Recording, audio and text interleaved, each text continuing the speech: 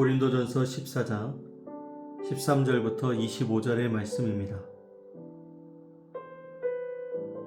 그러므로 방언을 말하는 자는 통역하기를 기도할지니 내가 만일 방언으로 기도하면 나의 영이 기도하거니와 나의 마음은 열매를 맺지 못하리라. 그러면 어떻게 할까? 내가 영으로 기도하고 또 마음으로 기도하며 내가 영으로 찬송하고 또 마음으로 찬송하리라. 그렇지 아니하면 내가 영으로 축복할 때에 알지 못하는 처지에 있는 자가 내가 무슨 말을 하는지 알지 못하고 내 감사에 어찌 아멘하리요. 너는 감사를 잘하였으나 그러나 다른 사람은 덕 세움을 받지 못하리라.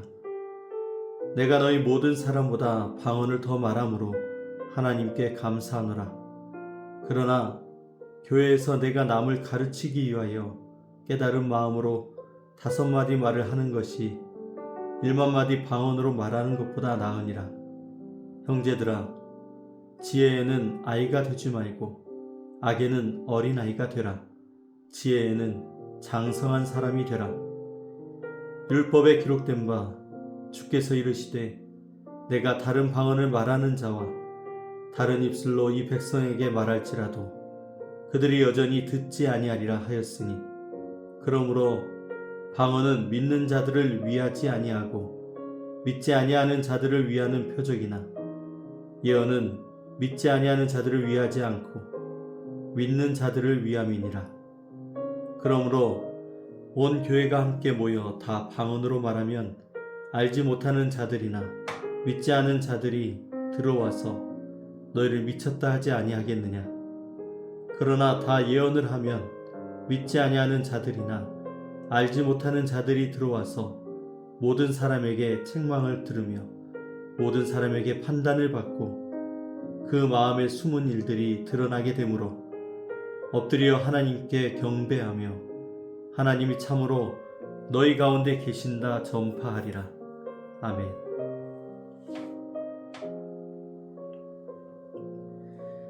오늘도 5가지 묵상법을 가지고 함께 묵상하며 하루를 시작하도록 하겠습니다. 우리가 신앙생활하면서 우리가 얼마나 특별한 신앙의 경험을 했는가에 관심을 가질 때가 많습니다.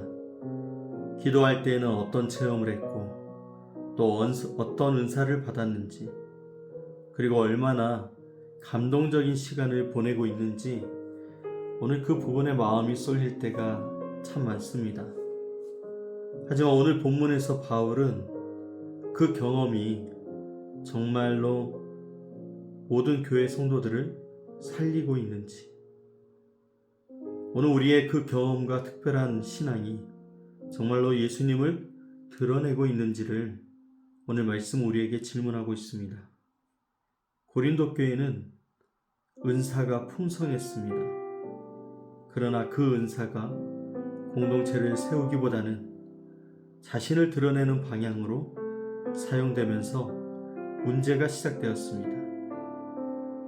그래서 오늘 바울은 오늘 본문을 통해서 교회의 목적이 무엇인지, 예배의 중심이 무엇인지 다시 가르쳐주고 있습니다.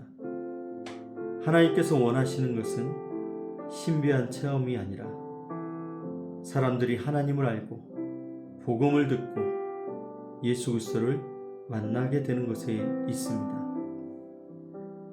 오늘 말씀 안에서 우리가 만나는 하나님은 어떤 분이십니까?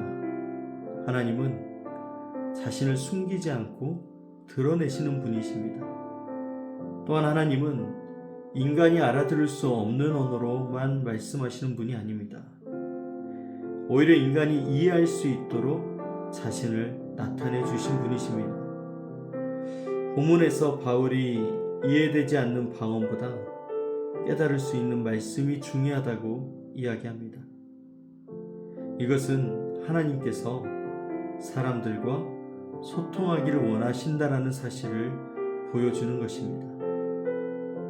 바로 이 말씀의 가장 중심에 예수 그리스도가 있는 것입니다. 요한복음 1장 14절에 말씀이 육신이 되어 우리 가운데 거하시매 라고 말씀합니다. 하나님은 인간이 알아들을 수 있도록 예수님을 보내주셨고 십자가를 통해서 사랑을 가장 분명하게 우리에게 보여주셨습니다. 하나님은 자신을 알려주시고 만나게 하시는 은혜의 하나님이십니다. 오늘 말씀 우리에게 지시하시는 것은 무엇일까요? 오늘 말씀은 우리에게 나를 드러내는 것이 아니라 다른 사람을 세우라고 말씀합니다. 고린도 교회는 방언이라는 은사를 굉장히 중요하게 생각했습니다. 그러나 바울은 방언이 교회에 유익이 되느냐고 질문하고 있습니다. 그 방언을 통해서 다른 사람을 세우는 일이 되고 있느냐고 질문하는 것이죠. 여러분, 신앙이라는 것은 자기 만족으로 끝나는 것이 아닙니다.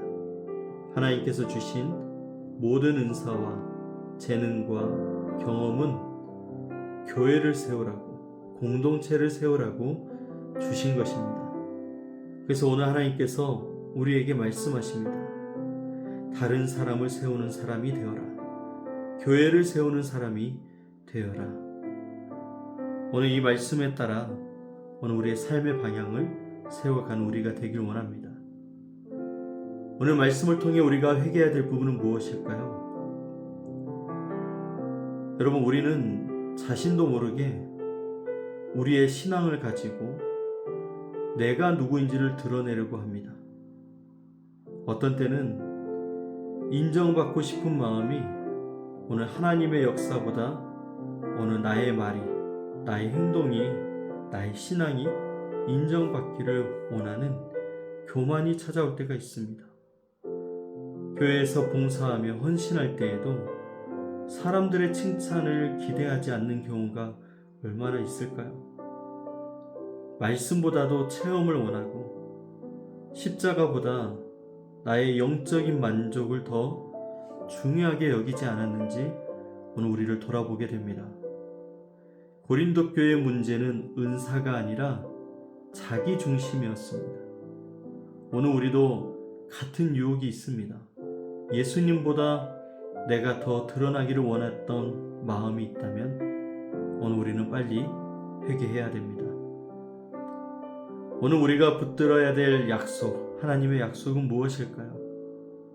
하나님의 말씀은 사람의 마음을 변화시키는 능력이 있습니다. 오늘 24절 25절에 보면은 바울은 예언의 말씀을 듣는 사람이 마음에 숨은 일이 드러나서 하나님께 엎드리게 된다고 이야기하고 있습니다. 우리가 사람을 변화시키는 것이 아니라 하나님의 말씀이 변화시킨다라는 것입니다. 그래서 우리는 낙심할 필요가 없습니다. 가족을 위해서 기도할 때도, 복음을 전할 때도, 교회를 섬길 때도 하나님의 말씀은 여전히 살아서 역사합니다. 하나님 오늘도 말씀을 통해서 사람을 깨우시고 돌이키게 하시고 회복시켜 주시고 있습니다. 여러분, 오늘 우리는 어떻게 살아야 될까요? 오늘 하루 예수님을 보여주는 삶으로 살길 원합니다. 성찬이 우리의 눈에 보이는 복음이었다면 성도의 삶이 세상이 보는 복음입니다. 그래서 오늘 나의 말 한마디, 용서하는 모습, 섬기는 태도, 정직한 선택, 사랑하는 이 행동 속에서 사람들은 예수님을 보게 되는 것입니다. 사람들에게 저 사람 참 대단하다라는 말을 듣는 것이 목표가 아니라 저 사람 안에 예수님이 계시는 것 같다라는 고백이 나오도록 우리가 살아야 되는 것입니다. 오늘도 나를 드러내는 삶이 아니라 예수님을 드러내는 삶을 선택하며 살아가는 저와 여러분 되길 원합니다. 여러분, 고린도 교회는 은사가 풍성했습니다. 그러나 바울이 은사의 크기보다 은사의 목적이 중요하다고 말하고 있습니다. 은사는 사람을 놀라게 하기 위해서 주신 것이 아니고 사람을 세우고 예수님이 드러나게 하기 위하여 주신 것입니다. 하나님은 오늘도 자신의 백성을 통해서 세상에 복음을 보여주시고 있습니다. 예배 가운데 선포되는 말씀을 통해서, 성찬을 통해서, 그리고 성도의 삶을 통해서 예수 그리스도가 드러나십니다. 오늘 우리도 특별한 사람으로 보이기보다 예수님을 보여주는 사람으로 살아갈 수 있길 원합니다. 우리의 말과 행동, 오늘 우리의 하루의 삶의 선택과 우리의 삶을 통해서 누군가는 하나님을 알게 되고 예수님께 돌아오는 은혜가 있기를 간절히 소망해 봅니다. 여러분, 오늘 하루 예수님이 드러나는 삶, 여러분을 통해서 예수님을 볼 수 있는 그 은혜의 삶이 되시기를 주님의 이름으로 축복합니다. 기도하겠습니다. 사랑의 하나님 아버지, 오늘 말씀을 통해서 교회의 목적과 신앙의 본질을 다시 볼 수 있었습니다.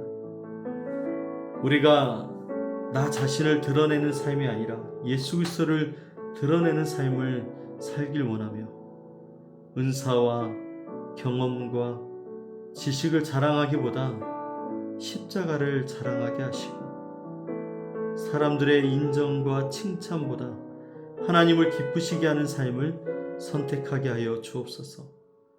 우리의 말과 행동 속에서 복음이 나타나게 하시고 우리의 가정과 일터와 삶의 현장에서 예수님의 향기가 드러나게 하여 주옵소서. 상처받은 영혼들이 우리를 통해 주님을 만나게 하시고 길을 잃은 사람들이 복음을 통해서 아버지께 돌아오게 하옵소서. 오늘도 성령께서 우리의 삶을 붙들어 주시고 예수님을 닮아가게 하시며 복음을 살아내는 제자로 세워 주옵소서. 우리의 구원자 되시는 예수 그리스도의 이름으로 기도드립니다. 아멘.